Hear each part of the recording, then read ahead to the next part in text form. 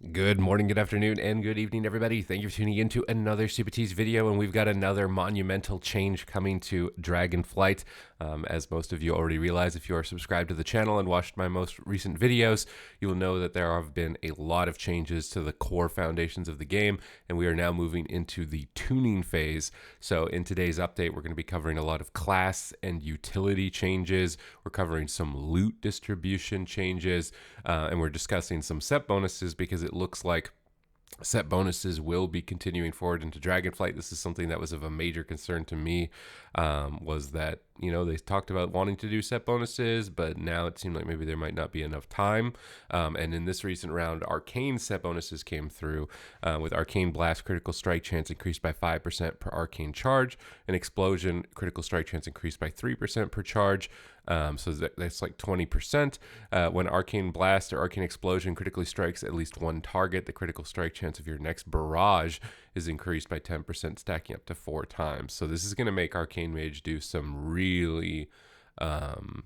thick casted and burst damage, similar to like Wrath of the Lich King almost, I would imagine. So this is really cool to see the set bonuses be able to enhance the gameplay even on top of the existing baseline talent trees, and I'm very excited to see what the next set bonuses are coming forward. If you want to make sure that you're not missing a set bonus, not missing a change, and you're ahead of the curve, and you're going to always be making the best decision to enhance your experience with World of Warcraft, then make sure you hit the subscribe button, because that's just going to let you know when my videos go live.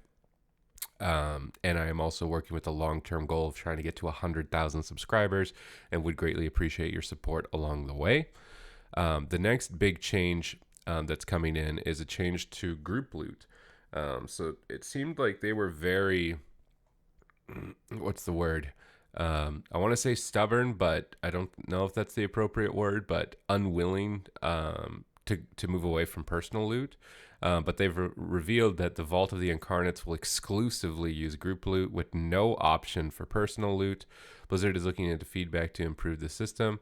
So group loot inside of Vault of the Incarnates. Group loot will be the only method of loot distribution. There's no option to select for yourself or your group to return to personal loot. Some items like professions and reagents may still use personal loot where appropriate. Need and greed UI will return. We'll be monitoring feedback to make the rules. I also wonder, does this not mean that Master Looter is back? Because they don't talk about that. But they say that the reason for it is that the best way to target a specific piece of loot was to stack as many similar armor or weapon types as possible to increase the chances of that dropping. Now, even if you're the only rogue or demon hunter in your group, you have the same chance as anyone else of seeing an upgrade. While this does mean it's possible for a bow to drop in a group without a hunter, the belief is that this rewards groups for playing with a diverse set of classes, as well as normalizing the factor above male wearers for the last few years. Know how hard it is to get loot comparatively. So an interesting perspective on which way to come from this. There's going to be a lot of fighting over loot again. And like you're going to see groups that are building their groups that are like, this is reserved, this isn't reserved, or whatever. And I'm not sure how much I like that. But I know for a lot of players, I'm not really a raider anymore. So again, take my opinion maybe with a grain of salt. If you are a raider and you're impacted by this, let me know what you think. Is this a good change or a bad change? Did you like personal loot? They don't mention master loot, which is something I feel like you're going to need to have on top of this. So we'll have to wait and see. The next one is big changes to utility. This build will have a few changes to various utility themed abilities across multi-talent trees. In addition to the changes below, we are also taking a second look at Restless Crew and the scope of Demon Hunter crowd control capabilities available in the new talent trees. For Havoc Demoners, we're specifically discussing the availability of crowd control such as Chaos Nova, Sigil of Misery, and Sigil of Silence, contributing to a large amount of control for one character. We don't have any additional information to share at this time. So for Druid, they've decided to make Mark of the Wild 3% versatility buff, which in PvP, I mean, this is going to be a lot better than the crit. In PvE, I don't know how valuable versatility is to you, but again, if there's ever spikes of damage, getting some damage mitigation from this will be nice. It was always just a flat buff, but this is definitely a lot better in PvP. Zephyr has been slightly redesigned and no longer limited to your party. It now affects you and your 4 nearest allies within 20 yards. Makes this ability a lot harder to use. I'm assuming this is the cooldown reduction of mobility spells. I'm maybe forgetting the exact function of Zephyr, but I'm assuming that's what it is. But now you're going to have to stand next to the people that you want to do that, and maybe they're all clumped up together and you're not hitting the person you want, so maybe slightly worse. Sentinel's protection has been slightly redesigned. The magic damage reduction has been removed. Now only grants 5% leech to your party members. I've been watching a lot of max content for PvE, so I can get a better, broader scope on the classes, on the game as a whole. So if I'm recommending a class to you, have an idea how good it is in the entire game rather than just only in one field or two fields. Right now it seems like there's not really a lot of reasons to bring a hunter, and removing the magic damage from this, although it wasn't gonna be a mandatory thing. It was like a very small amount of damage reduction. I'm not sure how much more valuable leech is. I would need a PvEer for someone in the comments below to tell me, like, does this actually better than 10% damage reduction? Because in PvP, I would rather have had the magic damage reduction than 5% leech. Close to Heart has been redesigned. You and your allies within 10 yards have increased healing taken from all sources. Again, limiting people to, I guess it's all allies within 10 yards rather than your 4 nearest allies. So that's kind of a big one. Blessing of Spell Warding is now a Protection Paladin only talent. Thank God. Located as a choice node with improved Ardent Defender. Additionally, Blessing of Spell Warding no longer replaces Blessing of Protection and now shares its cooldown with Blessing of Protection. Talents that reduce the cooldown of Blessing of Protection will now also affect Blessing of Spell Warding. I was playing some Ret Paladin on the beta. It seemed like a little bit above and beyond to have Blessing of Spell Warding on top of everything else that you had as a Ret Paladin. I'm honestly not surprised to see this. Also, I think having a bloat of defensive cooldowns, especially ones that are outright immunities, is not very healthy for PvP. I don't know in PvE if this was really having too many implications, because I feel like Paladin is not exactly desirable in PvE for any unique reason. Other than maybe Blessing of Summer for Holy Paladin, but Ret and Prot, I'm not sure the reasons is to bring them right now. Shaman Mana Spring Totem has been slightly redesigned. This is no longer limited to your party. Cooldown has been removed and now lasts for 2 minutes. So you get permanent Mana Spring Totem. It now affects you and up to 4 allies, prioritizing healers over other specs, and it no longer triggers from Lava Burst for Enhancement Shaman. Again, limiting this to 4 nearby allies. Tranquil, I'm wondering what they're trying to do with this. Like, try and make people be aware of these classes and like position your character around them if you want to gain a slight benefit. Tranquil Air Totem has been redesigned and no longer limited to your party. It now affects you and up to 4 nearby allies, prioritizing healers and casters before other specializations. And then Stone Skin Totem has also been adjusted to affect you and 4 of the nearest allies to the totem. So Stone Skin for like a tank mitigation for like 10% less physical damage, that seems really like this should maybe prioritize tanks. I don't even know how much raid-wide damage is usually physical only, right? Because it, like, they'd have to specify. I feel like it's pretty rare to have physical only damage. So not sure what this direction is.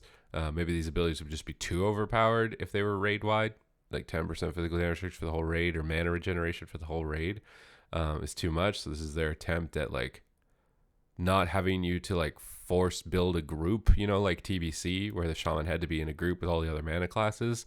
And instead, it's just going to end up losing all of its value entirely because you'll just never be near any of the totems, or it'll go to the wrong classes next to the totem.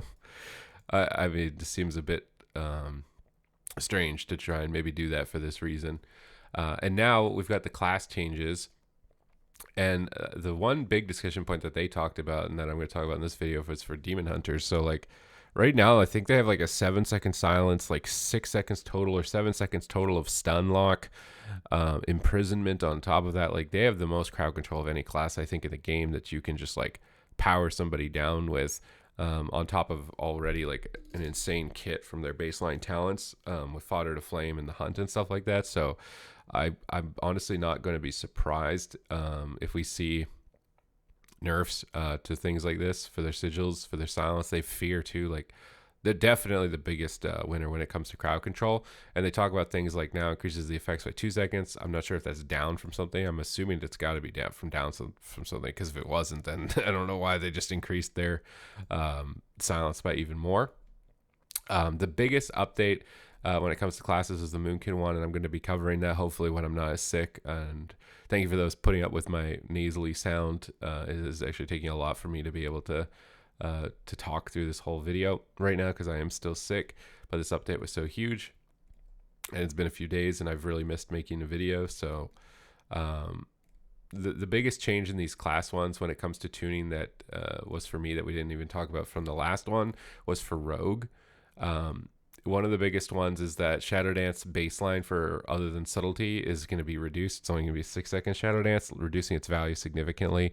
And we saw buffs to other talents like Thistletea. So maybe you're not even going to take Shadow Dance. And then as subtlety, you're going to get talents that make it longer and function as you would expect. The biggest one that I'm very happy to see is that Kidney Shot now spends up to 5 combo points max, scaling up to a 6-second duration. This is like chef's kiss. Like it was actually crazy how long some kidney shots were getting in duration. So very happy to see this. This is like the best change that I've seen at least when it comes to a PvP perspective moving forward. And then the rest of this is just some tuning adjustments. It seems like mostly all focused around PvE, and then as we get more forward into the the dedicated PvP testing, which I'm assuming there's a play with the blues happening pretty soon, then we're going to be able to cover that as well. Moonkin looks absolutely insane on PvE. If you want my short-term opinion of it, in PvE you can't run out of astral power. It's insane how much you can actually get done with it.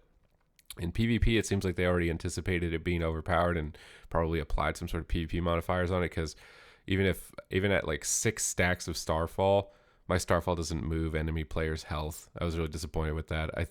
I'm thinking we're still just going to be like pumping Star Surges, except now you can shoot like 30 of them instead of 8.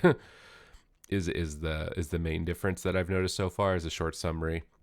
I was disappointed to see Stellar Drift disappear. Disappointed to see Adaptive Swarm, because I really liked that Adaptive Swarm Movecast Starfall dot build. So I was a little sad to see that go. The mushrooms also don't put an AoE slow on the ground. They slow the targets they hit, but they're a mushroom, they explode, they disappear. So I was a little bit disappointed to not see this slow on the ground like I was expecting from the original iteration of Wild Mushroom. But we'll have to wait and see. I think they're going to tune it so that you're not infinitely having astral power and like reactivating your Eclipse over and over and over just by spending astral power. I'm imagining that's going to get tuned down. But other than that, thank you very much for watching the video. I hope that you enjoyed it, got something out of it, and I will see you in the next one.